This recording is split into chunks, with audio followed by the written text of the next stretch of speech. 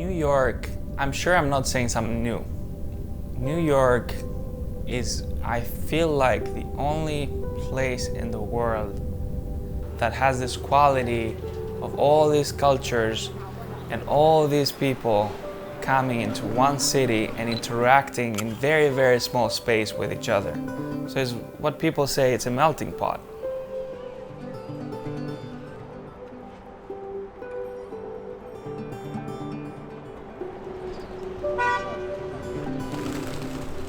So I remember in some point I was in a shopping mall and I remember feeling physically irritated. I couldn't breathe and I realized that it was the whole structure of this place that was so far away from what it feels natural to a human being. It's a closed space with artificial light and everything is made in a way that attracts you to buy things that you don't need. So like in that moment, this idea of we're very out of touch from nature arose in my head.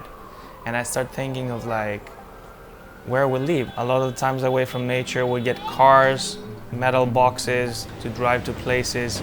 We spend our times in shopping malls. That all kind of came together in this idea of out of touch.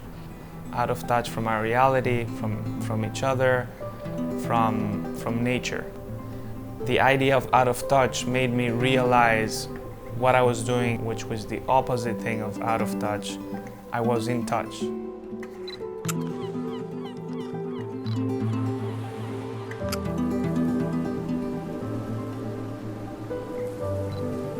These two ideas that are contrary to each other and complementary to each other at the same time, out of touch and in touch, they came together and they formed a book that I made called Duality. In the beginning, to be honest, I had all these images of different street photographers and I was trying to make something similar. So the process was going through my thoughts. I was thinking what I wanted to get.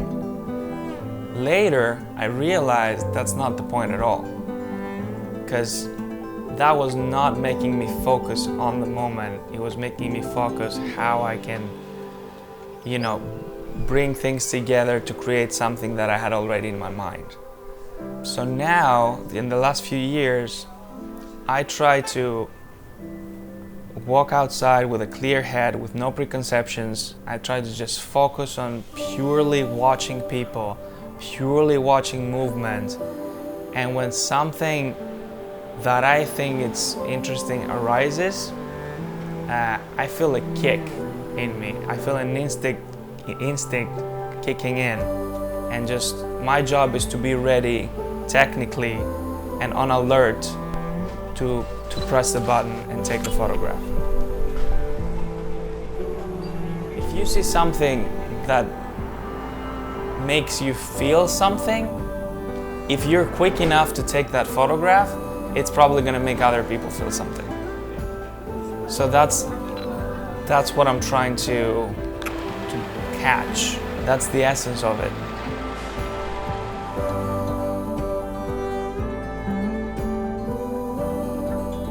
Maybe there's a beautiful scene that is right there on the street and I want to take a picture of.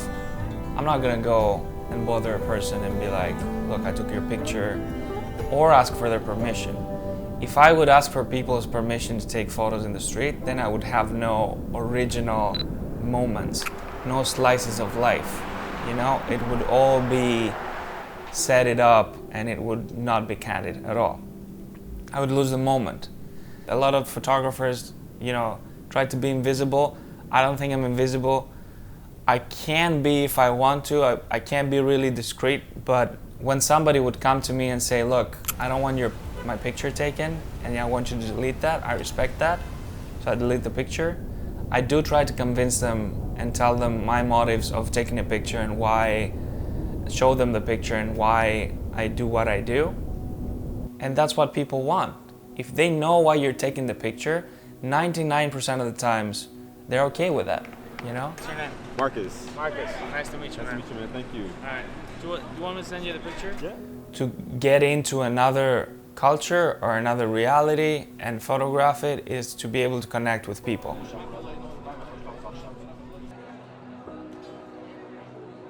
So I went into the synagogue and one of the people gave me a yarmulke, so I put it on, even though I'm not religious and I'm not Jewish, but they wanted me to do that, so I didn't say, oh look, I'm not Jewish. I embraced that, and that's what people want. They want a little bit of like, you appreciate and you accept what I do. Therefore, I accept you here. And that's one of the most important things too when you photograph people from other cultures and other places. David Gibson made a book that is called 100 Great Street Photographs. Included one of my photos, which was the first time that I saw one of my photos being in a book. And that really, really inspired me, because I was thinking to make a book myself, but I was really insecure about it, and I didn't know if I can do it and all that. And when I saw my picture printed, it felt great, and it felt so much different than having it on a screen. And then I read his introduction that said in the end, I was trying to save these pictures from the digital world and put them in the physical world. And right there on that spot, I was like, I need to make a book of my work. And so I went and found him in London, and I explained the concept that I had on the book and what I thought was the meaning behind the pictures and behind the sequencing. And after that, he said to me, maybe, I'll write an introduction to your book, which I had on my mind because he was a person that inspired me to do that. But it wasn't easy for me to propose that, but he did. And after that, I walked out into London. It was December, so the Christmas lights were there.